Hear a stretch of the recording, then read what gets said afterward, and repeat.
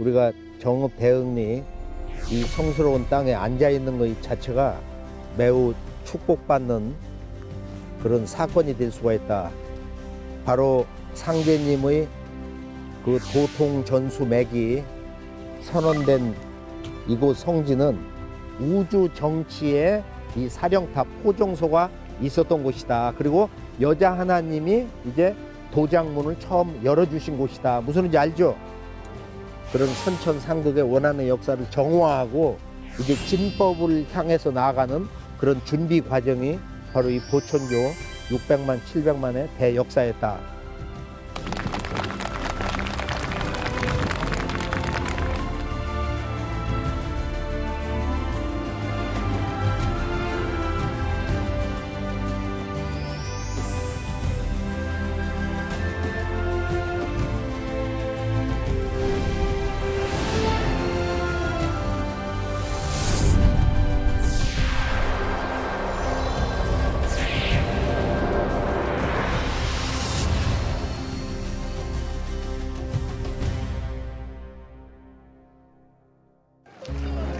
태모님께서 도은의 첫 씨를 뿌리신 대흥리 도장. 100여 년 전 이곳에서 도정을 집행하신 태모님을 떠올리며 두 번째 목적지인 11전터로 향합니다. 여기는 정읍 대흥리입니다. 안녕하세요. 네, 저희는 지금 정읍 대흥리 본소에서 11전터로 이동하고 있습니다. 11전은 차경석 성도가 보천교를 여신 후 1925년부터 1929년까지 5년간에 걸쳐 완공한 대성전입니다. 600만 구도자들의 혈성으로 세워진 하느님의 신전. 보천교의 11전은 상제님 무국대도를 펴는 심장부이자 나라 잃은 대한의 백성들의 희망의 공간이었습니다. 천문학적인 자금이 이곳을 거쳐 독립운동 현장으로 지원되고 하루에도 수천 명이 이곳을 왕래하자 일본 제국의 대대적인 탄압이 시작됐는데요. 결국 차경석 성도의 순도와 함께 보천교는 역사의 뒤안길로 사라지고 11전을 비롯한 보천교의 모든 건물은 일제에 의해 강제로 해체되고 맙니다.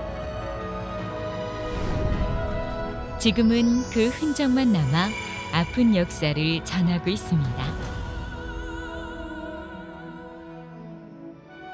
두 번째 순례지인 11전터로 향하는 초립동들. 11전터는 대흥리 도장으로부터 350여 미터 떨어진 곳에 있는데요.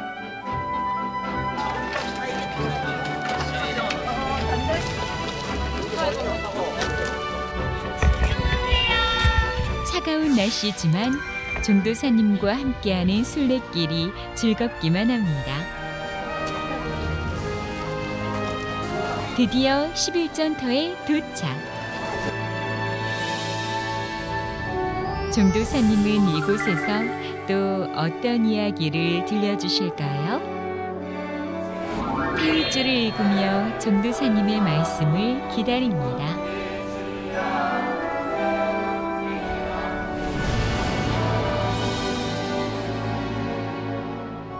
우리는 지금 우리가 생겨난 이번 이 천지의 우주 일련에서 지금 여름철 세상이 끝나고 이제 가을 천지 개벽기로 들어서고 있어요. 이제 개벽은 하늘과 땅, 인간, 천상의 신의 문명 세계에서도 완전히 새로운 질서가 열리는 거야. 온 우주의 봄, 여름, 선천상극 세상이 끝나고 진정으로 꼭 살아야만 하는, 우리가 생존해야 되고 살아볼 만한 이 우주의 꿈이 나곤 시대, 가을 상생에 지상 선경 낙원, 지상 천국 세상을 열어주시기 위해서 천상의 성부님 아버지가 인간 세상에 오셨다. 이게 인류의 현대 문명사의 첫 출발점이란 말이야. 그 진정한 성사제인 인간의 손길에 의해서, 부도자들의 손길에 의해서 천주님의 꿈을 성취하는 진정한 역사의 첫 출발점이 이곳 정읍대흥리다. 정읍대흥리. 여기에서는 상제님의 삼생인연 있는 도생들이 모여드는 포교 대부흥의 기지였고 출발점 못자리였단 말이에요. 정읍대흥리. 우리는 이제 상제님의 공사에서 보면은 매우 중대한 종통선언을 다시 한번 여기서 정리를 하면서 차경영 성도에 대해서 간단히 살펴보고 그분이 어떤 사명을 받았는가. 차경영 성도는 상제님의 천명을 구체적으로 어떤 도수를 통해서 받았냐. 그리고 무엇 때문에 그 700만 대부흥의 역사가, 일제가 아무리 탄압을 했다 할지라도 그렇게 한순간에 쉽게 무너져 버렸는가. 이제 그런 여러 가지 궁금한 것을 한번 간단히 정리를 해보는데, 우리는 지금 어디에 앉아 있는 거예요? 우리는 바로 이 보천교 본부에서도 그 중심 본전에 해당되는 궁전 11전 궁전, 여기가 11전 터야. 바로 11전 터. 그래서 이게 동아시아에서 가장 큰 궁전인데 이렇게 허무하게 다 무너져 버렸어요. 그리고 이 11전을 뜯어다가 어디를 진 거야? 바로 대한민국 불교의 심장부 종로 이가에 있는 조계사 대웅전을, 이 11전을 뜯어다 진 거야. 그리고 11전은 어떤 의미인가? 열십자, 한일자, 궁전이라고 하는 그 집전자를 썼는데 왜 숫자로 궁전 이름을 정했는가? 그것도 이제 아주 매우 중요한 진리 정신이 거기 담겨 있어요. 그래서 우선은 상제님이, 그 천주님이 이 세상에 오시는 섭리가 어떻게 됐냐, 그걸 사자성어로 뭐라고 그래? 서신사명. 그 서신사명은 어떤 사명하고 또 짝말이 되는 거야? 수부사명. 이게 서신사명, 수부사명이라고 이렇게 쓰시거든. 그래서 이 온 우주의 전체 역사 과정에서 모든 인간과 모든 신들을 다스리시는 원천주, 그 아버지와 음양짝이 되시는 분, 그걸 우리가 하늘과 땅의 이치로 뭐라고 그래요? 하늘은 아버지고 땅은 어머니의 이치, 천지 부모의 그 도에 의해서 상제님은 아버지로 오시고, 그리고 어머니로 오시는 수부가 아버지를 따라서 아버지를 모시고 함께 이 세상에 오셨다. 그래서 내가 너희 아버지를 모시고 구구지 중심 고부 갱망리에 모셔드리고, 거기가 미륵구지인데 거기에 모셔드리고 내가 9년 뒤에 담양에 고시문중에 내려왔다. 그럼 마침내 이제 이 수부님이 가을철의 추수신, 가을 천지의 인간 농사 추수하러 오시는 천주님을 따라서 인간으로 오신 거야. 서신사명, 수부사명. 이 수부사명이 바로 이 우주의 절대자, 가을철의 인간과 신명, 시종자를 추리는 우주의 통치자, 우주 정치의 주관자이신 상제님의 도업을 함께 이루시는 여자 하나님, 그게 수부사명이거든. 그래서 서신사명과 수부사명을 이렇게 딱 8자를 놓으면은, 아, 수부님의 자리가 아버지 하나님과 동급이구나. 이제 그 수부 하나님이 이 정읍대흥리에서 상제님으로부터 직접 도통을 받으시고 도문을 여신 거야. 그게 언제예요? 정확하게 상제님이 어천하신 2년 뒤, 증산도 연호로 도기 41년 서기 1911년 음력 9월 며칠? 9월 20일 날 도통을 받으시고 그 다음에 한 달 후 10월 달에 이 대흥리에서 이제 상제님 모셨던 모든 성도들을 불러 모으시고서 내가 도장문을 열겠다. 이제 그렇게 선언을 하신 거야. 그러니까 보천교회 원래 역사의 실질적인 출발점이라는 것은 바로 신해년 음력 10월 달에 여기서 이루어진 것이다. 그럼 차경성도는 이제 이 수부님을 상제님께 모시고 가서 상제님의 반려자가 되도록 다리를 놓으신 분, 중매를 하신 분이야. 차경성도가 처음 상제님을 만난 것이 정민년 도기 37년 1907년 5월 17일 날이고 약 5개월 뒤에 11월 3일 날 수부 책봉공사를 보시고 이제 어머니 하나님으로서의 자리에서 이제 모든 일을 상제님과 함께 이제 행하시는 거예요.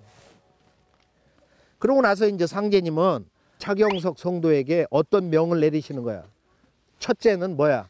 장군도수를 내려주셨고 두 번째는 바로 포교 대부흥의 총사령관이야. 상제님이 이제 너는 병판이다. 다시 말하면 국방부 장관이다 말이야. 병권을 지는 총책임자야. 그러니까 상제님의 모든 도생들 총사령관이야. 그래서 직신이 아니면은 병권을 맺기가 힘들다. 고든 신하, 가장 충직한 신하가 아니면은 그 병권을 맡을 수가 없다. 배반을 해서 판을 얻고 난리를 일으키니까 상제님이 그래도 차경성도는 동학 때부터 자기 아버지 차치구 대장군이 그때 군단장이었는데 바로 여기에서 5,000명 동학 군대를 거느리고 혁명의 전선에 있었거든. 그래서 자기 아버지가 그렇게 억울하게 잡혀가서 불에 그냥 태워 죽이는 분살령을 당해가지고 그날 밤에 죽은 아버지의 시신을 찾아가지고 이렇게 나왔단 말이야. 그래서 억울하게 자기 아버지가 동학의 접주로 돌아가시고 또 15세 소년 시절부터 지금 중학교 2학년 나이부터 동학 전쟁에 참여를 하고 그리고 동학의 그 역사의 과정을 다 거치면서 마침내 최종적으로 동학하고는 완전히 인연이 떨어지는 그 경계에서 상제님이 이렇게 만나 주신 거야. 그러면 이 장군 도수가 이제 어떻게 진행이 되느냐면은 상제님께서 직접 순창 장군함이라고 하는 그 바위에 차경성도를 앉혀 놓으시고 그 아래에서 김영렬 성도에게 네가 증인을 서라 해가지고 거기서 장군 도수를 두치시는데 이 장군이 지금 사실은 속마음에서는 15를 원합니다. 15 진주, 새 세상의 진정한 주인, 제왕이 되고 싶습니다 해서 자기가 지구촌 전체 12제국을 통일하는 그런 대황제까지 되고 싶습니다. 그런 자기의 정치 야망을 상제님께 이제 아뢰는데 지금 고수부님은 차경성도 당신하고는 어떤 관계야? 이종 남매간이거든. 어머니가 형제이기 때문에 진리로 보면은 상제님은 수부도수를 붙여가지고 수부를 모시고 창업을 하라고 해서 그러니까 천지의 어머니를 모시고서 지금 대부흥의 역사를 이제 판을 짜는데 차경성도는 그렇게 안 되는 거야. 지금 정신이 자기가 주인이 되고 싶은 거야. 여기서 이제 이 5만 년 개척의 역사에서 이 보천교가 무너지게 되는 그런 이유가 있어요. 고수부님은 상제님이 이제 도통을 내려주셔가지고 천지 어머니의 이제 조화권을 쓰시잖아. 그러고서 그 다음에 어디를 가시냐면은 태모님이 차경성도를 데리고 청주 만동묘에 가는 거야. 지금 충청북도 괴산 화양동에 있는 그 만동묘에 가시는데 그건 원래는 이제 중국 명나라 때 일본이 쳐들어와 가지고 명나라 군대가 와서 우리나라를 지원을 해주는데 그때 명나라의 임금 신종 황제에 대한 감사함을 기르기 위해서 우리나라의 이제 우암 송시열 같은 이들이 거기다가 이제 그 사당을 지었거든. 그래서 그 사당 이름이 뭐라고 그래? 만동묘. 만동묘라는 것은 중국의 그 곤륜산하고 황하의 물길이 쭉 동쪽으로 해서 만절 필동. 절이라는 것은 꺾어진다는 절자야. 10,000번 굽이 쳐서 수없이 굽이 쳐서 동쪽으로, 반드시 동쪽으로 간단 말이야. 필동이니까. 그래서 만동묘라는 것은 원래 이 동방의 원주인, 동방 문명의 주인은 조선이 아니고 중국이다, 이런 유교의 그 사대주의 정신의 상징인데 상제님이 이걸 뒤집으신 거야. 동방의 주인은 중국이 아니고 바로 원래 이 조선이다 말이야. 당군 조선, 그 이전은 황국배달, 조선, 북부여 이렇게 내려왔다. 그래서 이걸 뒤집는 공사인데 차경석 성도를 태모님이 지금 그곳에 데리고 가셔가지고 약 2달 동안 치성을 모시면서 천지에 기도를 하시는 거야. 이게 차경석 성도에게 얼마나 큰 기운을 붙여주시는 거야. 그래서 천지의 어머니를 모시고서 지금 아들의 역할을 해야 되는 거야. 지금 상제님과 수부님의 아들의 역할을 해야 된다면 그게 뭐야? 천자거든.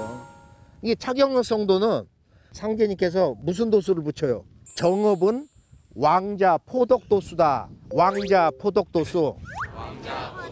이게 그 말씀 속에는 차경석 성도는 지금 수부님과의 그런 혈통관계도 있지만은 실제적으로도 이제 상제님의 아들로서 왕자로서 여기서 도를 피는 거야. 도를 피는데 사명이 지금 출발점에서는 총사령관이단 말이야. 태모님이 1911년 10월 달에 여기서 이제 도문을 열고 불과 5년 뒤 독이 46년 1916년에 차경성도가 그때 24방주 조직을 짜는 거야. 24조류에 맞춰서 24방주를 짜고 그리고 3년 뒤에 60방주 조직을 짜. 60방주. 김이독립 만세 불렀던 그 해. 그러고서 1921년 2년 뒤에 황석산에서 천제를 올리고 그때 나라를 세우는 거야. 무슨 소리인지 알죠? 나라를 세우는데 그 나라 이름이 뭐야? 시국이라고 그래. 떼시자. 시국이라는 국호를 선포하고 그때 도판 이름을 뭐라고 그래? 바로 교단 이름을 도자를 붙이질 않고 보화교라고 그러거든. 보화교. 보라는 것은 광대하다, 넓다 이런 뜻이에요. 화는 조화라는 화자야. 그러니까 조화를 한없이 상제님의 신법처럼 넓혀나간다. 깊이 판다 이런 뜻이 있는 거야. 우리들의 그 마음 속에 상제님의 무국대도의 진리 체험, 의식의 경계를 보화, 널리 한없이 이렇게 조화의 신법 경계를 확장을 한다. 이런 뜻이거든. 그리고 그 다음에 1922년 임술년에 이제 일본 제국이 야, 이 보니까 이게 엄청난 독군들이 정읍에 모여가지고 자금을 걷어가지고 전 세계 독립운동하는데 보낸다 이거야. 그래서 조선 총독부가 뒤집어져가지고 이 실체 조직을 파악해라. 특명이 내린 거야. 그래서 이제 그걸 유인을 해가지고 야, 우리 총독부에서 너들을 적극적으로 도와줄 테니까 단체를 갖다가 공개하라. 그래 거기에 이제 마수에 걸려 들어가지고 그 해에 그걸 적어낼 때 보화교인데 화자를 한으로 바꾼 거야. 그래서 이제 이 보천교라고 하면서 세속에서 이제 보천교, 정읍의 차천자 이런 말이 이제 불려졌거든.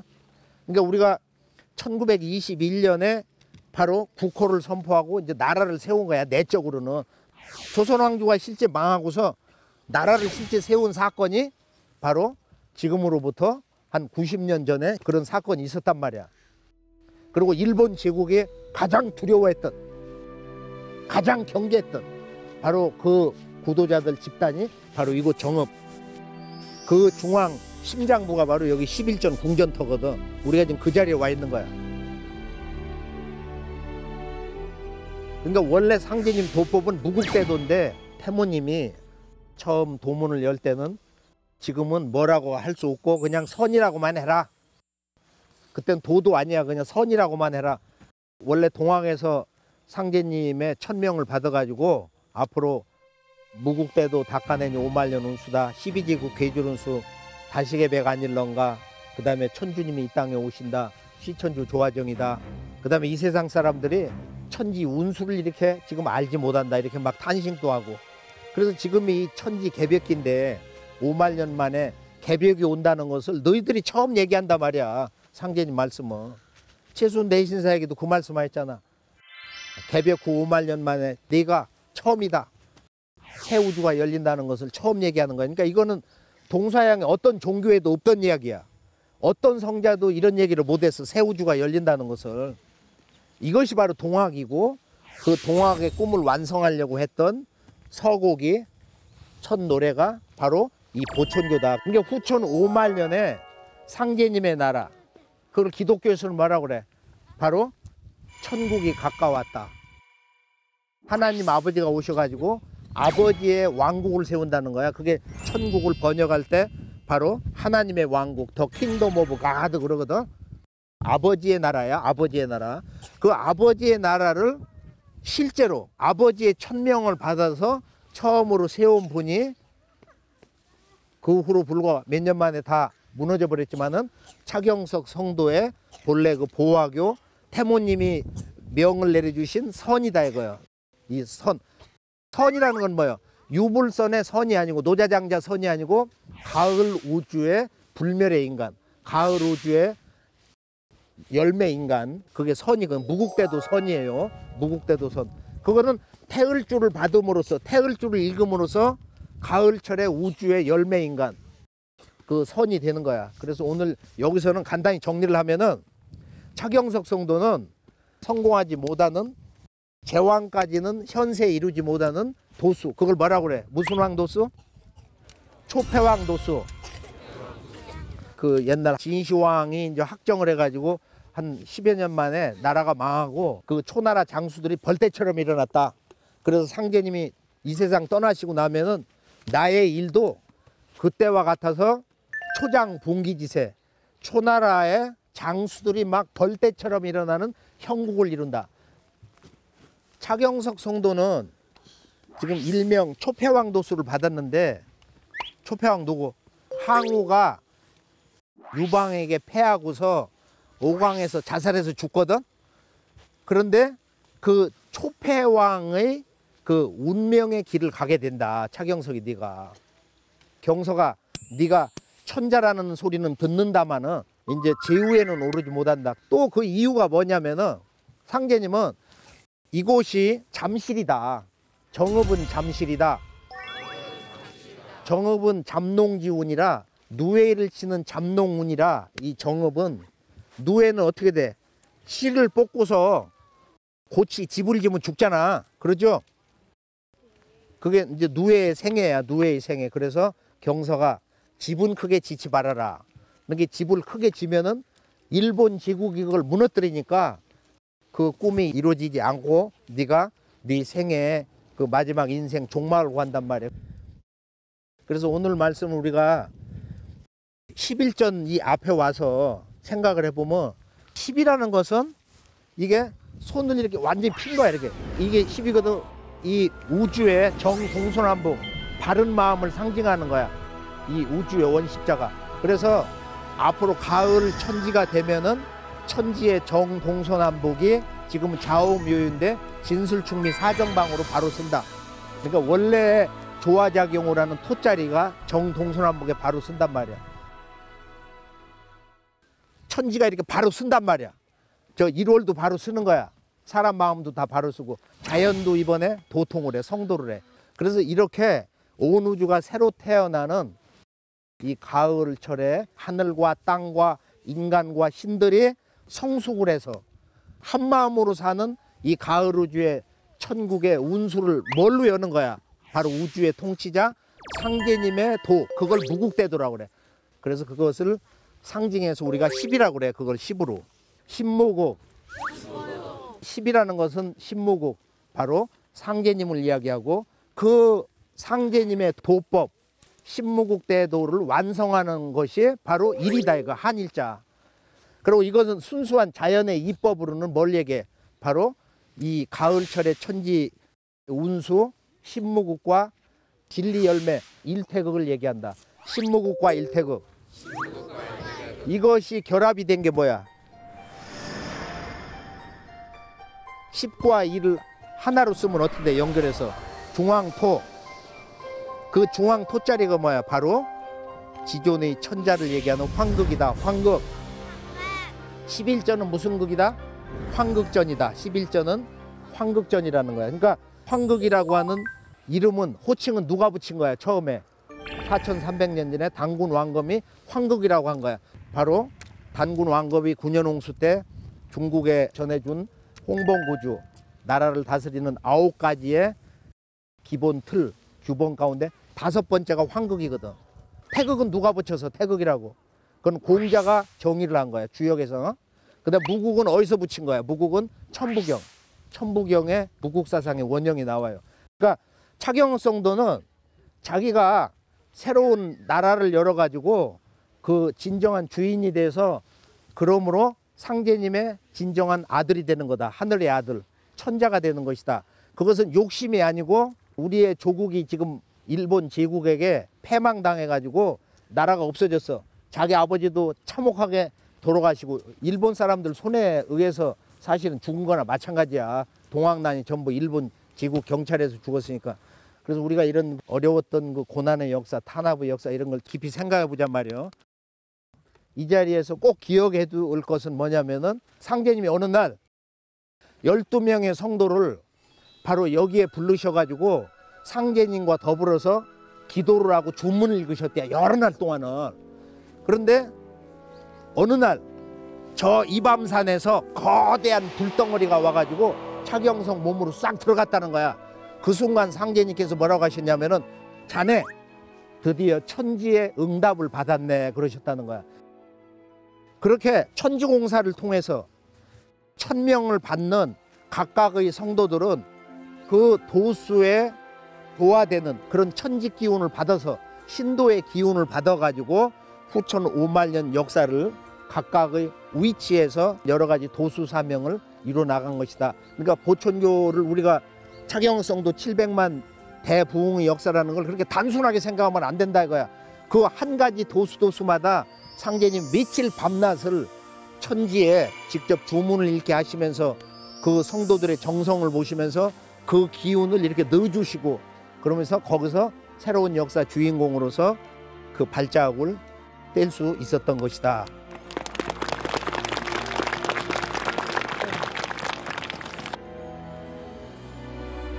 암울했던 일제치하. 독립운동에 앞장서며 후천 새 세상을 열고자 했던 보천교 600만 구도자들. 그들의 간절했던 염원을 간직하며 오늘 마지막 순례지인 왕십리로 향합니다.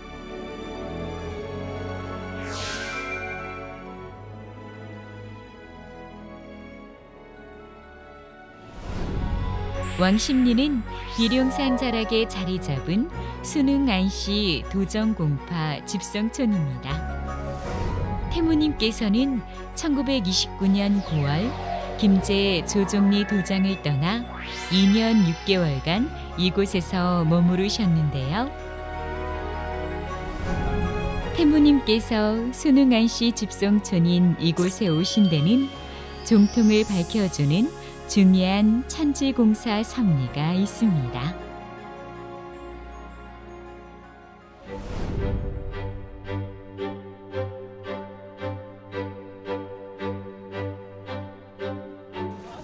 오늘 성지순례의 마지막 장소인 왕십리 도장터에 도착했는데요.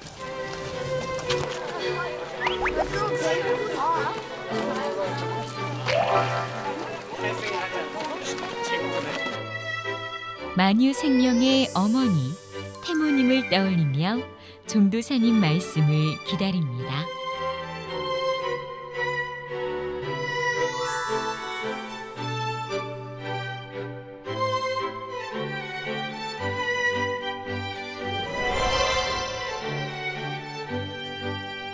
여기는 어디라고 그래? 이쪽을? 여기는 왕십리 안씨 집성촌이거든. 순흥안씨 집성촌인데 상제님 그 대공사 가운데서 이제 미래적으로 이 대흥리의 본래 꿈을 이제 성취하는 그런 상징적인 도수가 담겨 있어요. 그것이 바로 여기 왕십리 도장이란 말이에요. 그러니까 우리가 이제 태모님이 상제님으로부터 나의 종통 대권은 너희들의 어머니 나의 수부에게 맡긴다. 그래서 수부 치마폭을 벗어나면 어떻게 된다? 수부 치마폭을 벗어나면 죽는다. 이 종통을 부정하고 종통을 조작하고 종통을 사사로 이렇게 여기면은 살아남질 못한다. 그것은 어머니를 부정하는 거야. 사람으로 말하면. 그 어머니가 나를 낳아서 그 숱한 어려움을 겪으면서 수천 번, 만 번 이렇게 오줌을 가려주고 그렇게 해서 길러놨는데 이놈이 지 엄마를 모른다. 이 여자는 내 엄마가 아니다. 그럼 어떻게 돼? 그건 하늘에서 용납을 안 한단 말이야. 특히 우리 상제님 도법에서 증산도에서는 그 종통의 원 뿌리가 어머니이기 때문에 천지의 어머니이기 때문에 엄정한 거예요. 그게 이제 수부 도수고. 그래서 우리가 이제 이 자리에 온 건 뭐냐면은 천지의 어머니가 처음에 대흥리에서 우리가 아까 그 처음 서 있던 곳이 이제 정읍 대흥리 도장. 그 다음에 두 번째 장소가 지구촌 역사에서 가장 강력한 구도자 집단이 가을 개벽의 꿈을 안고 이렇게 모여가지고 일본의 가장 강력한 제국주의, 독일보다도 더 강력한 제국주의의 탄압을 받으면서 그 꿈을 잃지 않고 이 대흥리를 중심으로 모였단 말이에요. 그 궁전터를 받고 그 다음에는 이제 그 꿈이 일본 제국주의의 총칼에 완전 무너졌는데 그것을 완성하는 미래의 그 희망의 터전을 상징하는 게 지금 왕십리 도장이거든. 그리고 태모님이 이제 처음에 정읍 대흥리에서 7년 계시다가 김이동님 만세 사건 바로 전에 어디로 가신 거예요? 상제님과 같은 성씨 진주광씨 집성촌 조정골로 가셨죠. 근데 거기서 또 무슨 일을 당하시는 거야? 바로 거기에서 늦게 들어온 승려 출신의 고민한 성도를 후계자로 앉히시니까 강가들이 하루 저녁에 다 배반을 해버린 거야. 어찌 이럴 수가 있냐 해가지고. 그래서 우리가 이제 이 인사의 중요성, 사람을 다루고 조직을 하고 일을 맡기고 하는 인사의 중대함을 태모님의 삶에서 배워야 돼. 그리고 태모님이 아무리 천지 어머니 뭐 수부도수 또 천지 대권을 쓰는 상제님 대행자를 할지라도 여자라고 깜보는 그런 게 있는 거야. 아직까지도 그게 남아있거든. 여성이라고 이렇게 무시하고 우습게 하는 그런 게 있어가지고 동생 차경석 성도도 원래는 도의 관계에서는 상제님의 대행자고 인간과 신명의 어머니이기 때문에 어머니로 받들여야 되는데 전혀 그럴 마음이 없었단 말이에요. 그냥 이렇게 맘먹는 사이고 그냥 누님이고 이런 정도가 됐거든. 그러니까 여기서 이게 잘못된 거야. 이 모든 건 마음이거든. 신법이 문제, 신법. 신법이 문제니까 우리가 가정에서도 아버지, 어머니 대할 때, 형제간을 대할 때, 그리고 또 우리가 친족들을 이렇게 대할 때도 항상 어느 정도 그 예법을 지키고 이제 그런 경계는 있어야 되거든. 그래서 상제님은 일찍이 어떤 공사를 보셨냐면은 뭐라고 하신 거야? 상제님이 이제 장구를 이렇게 둘러매고 수부님이 이제 춤을 추시는데 이당저당 다 버리고 무당의 집에 가서 빌어야 산다. 이런 말씀 있죠? 그래서 수부님에게 천지의 어머니에게 천하 1등 무당도수를 붙이신 거야. 근데 이제 이 공사하고 음양 짝이 되는 공사가 있어. 이 공사를 완성하는 천하 1등 무당도수가 완성되는 바로 천하 1등 방문도수다. 이 도수가 안내성 성도에게 붙이신 거야. 안내성 성도가 이제 자기 가출한 아버지를 찾아가지고 집을 나서는데 금강산 가서 중노릇도 하고 거기서 얘기를 들으니까 앞세상은 미륵님이 오신다. 미륵님이 오셔서 용환학원을 건설하신다. 그래서 미륵님이 이제 오셨다는 얘기도 듣고 해가지고 거기서 귀가 번쩍여가지고 중국까지를 간 거야. 중국까지를 가서 그 천 선생이 그분이 지금 남경에 와 있다. 남경에 가니까 어떤 사람이 나타나가지고 그 양반이 지금 북경에 있다. 또 북경에 갔어. 북경에 가니까 어떤 양반이 나타나가지고 그 양반이 지금 조선 땅에 와 있다. 그렇게 해서 중국 천하 한쪽을 왔다 갔다 하게 하고서 다시 조선으로 와가지고 진주 무슨 강이 있어요? 남강에 촉성루가 있거든. 그 촉성루에 누워가지고 쉬고 있는데 하늘에서 신선이 나타나가지고 시를 내려주셔서 가사를 그것이 뭐야? 임을 찾는 노래야. 천지엔 임을 찾는 그 임천가가 딱 하늘에서 들려오는 거야. 그래서 그것을 암송을 해가지고 나중에 증언한 내용이 지금 도전에 실려 있다고. 그러고서 이제 이제 희망이 빈다 해가지고 전라도로 들어왔어. 미륵신앙의 원 고향이 되는 금산사 미륵전 와서 참배를 하고 뭐라고 맹세했냐면은 내가 수삼일 내로 미륵님 인간으로 오신 천주님을 못 만나면은 내가 세상을 하직하겠소. 이렇게 아주 비장한 각오를 하고 6월 22일 날 여기 세제를 넘는 거야. 정읍세제를. 정읍세제는 삼성산하고 오른쪽에 있는 이밤산하고 그 사이에 있는 장성으로 넘어가는 골짜기야. 무슨 소리인지 알아요? 그 더운 날 이제 나뭇잎 하나를 뜯어가지고 이렇게 붙이면서 올라가는 거야. 올라가다가 쉬어가려고 적당한 데 이렇게 앉았거든. 앉아가지고서 이제 힘들다 그러는데 옆에서 갑자기 무슨 소리가 들리냐면 이 별 미친놈 다 보겠네 그러시거든. 그렇게 지금 더워가지고 말이야. 열불 나는데 탁 보니까 어떤 양반이 딱 앉아있는 거야. 누구한테 하신 말씀입니까? 하니까 야 이 미친놈아 너밖에 더 있냐? 너 네 애비 찾으러 댕기지? 네 애비가 몇월 며칠 날 어디서 돌아가 있어 이놈아. 그러니까 거기서 무릎을 탁 꿇은 거야. 하나님하고. 그래서 무릎을 딱 꿇으니까 내가 왜 네 선생님이냐 하면서 막 돌을 던지셔. 돌을 이만한 거 던지신데 머리만한 거. 근데 맞으면 시원하더라는 거야. 상처도 안 나고. 그렇게 해서 따라갔거든. 상제님이 막 박대를 하셔. 죽도록 박대하시는 거야. 저놈은 방 안에다가 두르지도 못하게 하고 그러고 밥도 주지 마라 그러시는 거야. 그래서 부엌에 들어가 가지고 찌끄렉지만 이렇게 간신히 이제 긁어먹고 배 채우고. 그런데 이제 어느 날 상제님이 저놈 불쌍하니까 방 안에 들어와서 자게 해라 그러시거든. 그래서 이제 안내성 성도를 성도들에게 이제 뭐라고 부르게 하신 거예요. 안내성 성도 아들을 만나보면 상제님이 글을 쓰셔가지고 베개에다 넣으셨대. 베개에 넣으셨는데 내성아 이 속에 뭐가 들은 것 같냐 그렇게 직접 물으셨다는 거야. 그러니까 이제 안내성 성도가 영이 있어가지고 그 상제님하고 마음이 맞으니까 그래. 뭐라고 했다고 그랬어요. 세 글자. 경만장입니다. 그러니까 거기 있는 성도들에게 너희들 앞으로 다 내성을 경만장으로 불러라. 그럼 안내성 성도는 이에 이룬다. 상제님 천지 사업을 성숙하게 한다, 완성을 한다고 하는 이제 이런 뜻이는데 하루는 상제님이 마루에 쪼그리고 앉으셨는데 앞에 이제 청소한 거를 놓으시고 내성아 천지공산이 몽둥이로 나를 아주 세게 온 힘을 다해서 내리쳐라. 3번을 내리치라고 하시거든. 그러니까 제가 천주님을 어떻게 몽둥이로 내리칩니까? 죽어도 못합니다. 그러니까 상제님께서 이건 천지 대공사기 때문에 네가 명을 안 들으면 천지신명이 너를 죽인다. 그러니까 누가 죽으려고 그래. 좋습니다. 2판 4판입니다 해가지고 안가들 고집이 있거든. 몽둥이를 이렇게 들고 이렇게 들었어. 뒤꿈치를 들고 이렇게 내리친 거야. 이렇게 내리치니까 상제님이라고 별 수 있어? 3번 내리치니까 나가 떨어질 거 아니야? 그러면서 상제님이 딱 일어나시면서 껄껄 웃으셔. 공사를 잘 봤다. 그러고 이번엔 그 담뱃대로 내 가슴 심장을 향해 가지고 꼭 죽인다는 생각으로 3번 총을 쏘라.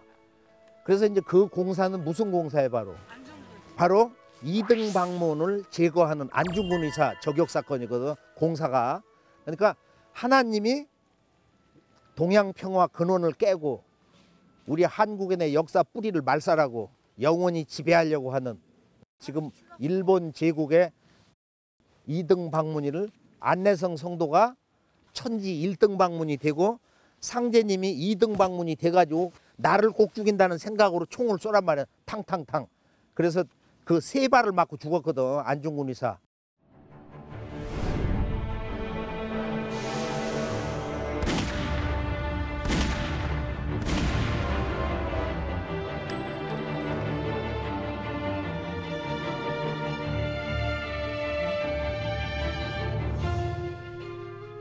그 상제님 공사 그렇게 무서운 거예요. 그렇게 해서 이제 정읍에는 처음에 씨를 뿌린 것은 무슨 도수?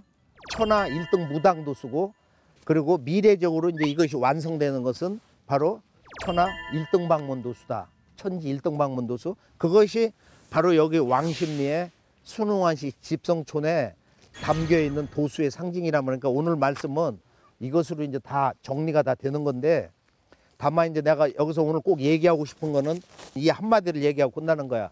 천지의 아버지, 천주님, 성부님이 여기를 오셔가지고 여기서 어머니를 만나시고 천지 어머니가 여기서 5만 년 역사 이렇게 놔주신 데다.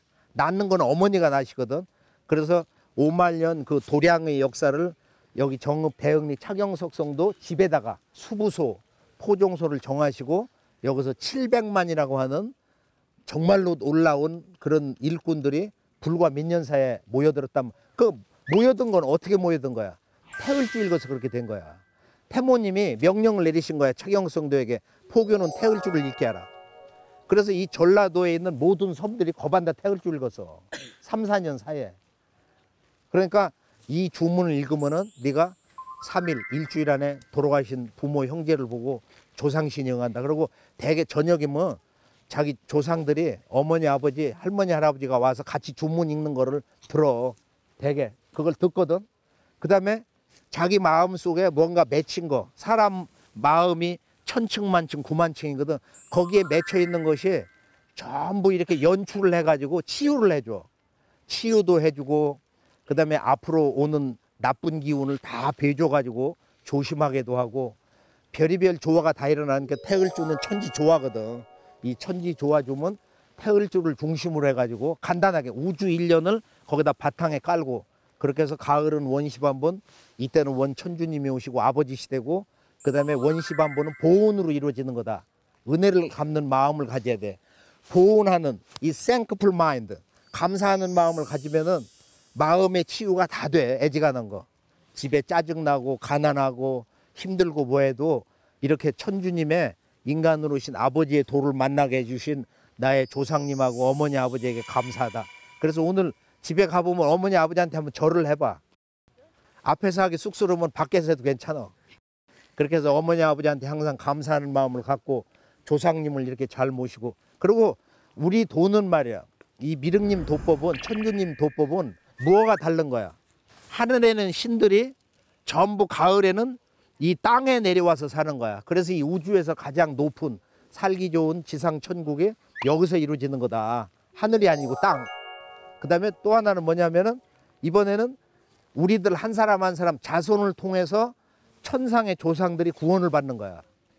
모든 조상들이 그 자손을 찾아서 자손 한 사람이 진정한 일꾼이 되면은 그 조상들이 다 사는 거야. 이번에 무슨 소리인지 알죠? 그것을 천년 고목나무로 비유를 하시는 거야. 태사부님들 천년 고목나무 태백산 가니까 있어 미꾸루가. 근데 나무가 다 죽었어. 다 죽었는데 앉아가지고 가만히 보니까 저 아래 푸릇푸릇한 한 가닥이 살아가지고 이렇게 나와 있단 말이야. 그러면 이게 죽은 거야, 산 거야? 아직 살아있는 거야. 목숨이 떨어지지 않았어. 그런데 거기에 희망이거든. 그러니까 조상에게는 자손이 뭐라고 했어, 태사부님이? 숨구멍 같은 거. 그러니까 나무가 있어. 여기 나무가 있는데 가을이라 다 떨어졌거든. 가을은 이렇게 다 떨어지는 거야. 우주 가을철에도 모든 지구촌 인간은 열매만 남고 다 떨어지는 거야. 그건 자연의 법칙이야. 우주 법칙. 그래서 이번에 이 가을철에 천지 서리빨이 내리면서 모든 인간들이 낙엽으로 떨어지는데 이때 살아있는 생명을 보존하는 그 천지 조합 공부가 뭐라고 그랬어요? 바로 태을주란 말이에요. 의통이고. 그러니까 의통을 전수받기 위해서 상제님 도문에 들어오는 거야. 그래서 이번에 이제 최후의 남북 상실음, 이건 역사 전쟁이니까 역사 전쟁하고 자연 개벽이 함께 여러 개벽이 한꺼번에 세벌 개벽이 오는 거니까 우리가 늘 이렇게 깨어 있고 천지 큰 일꾼 되기를 축원하면서.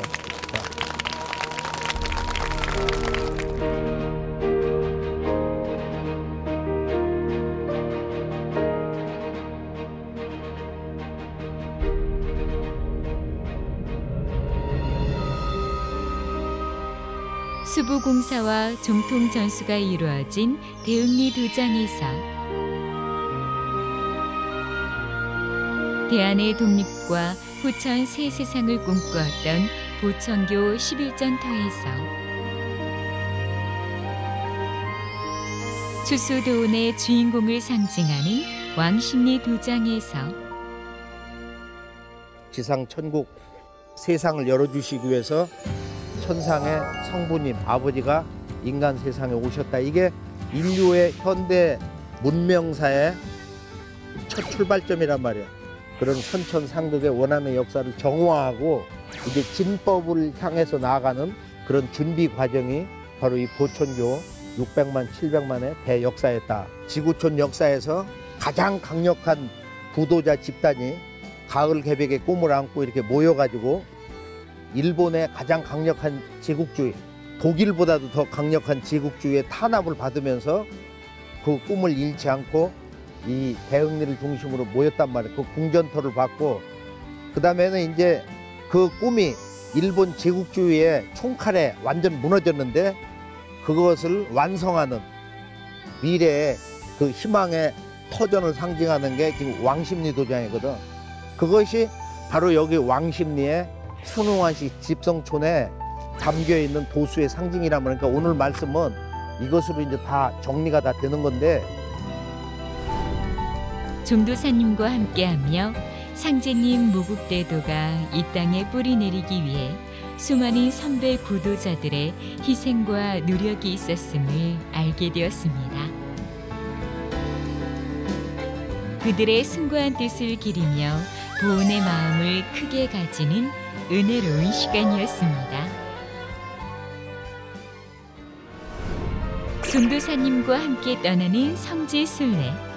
다음 순례길에서 다시 만나요.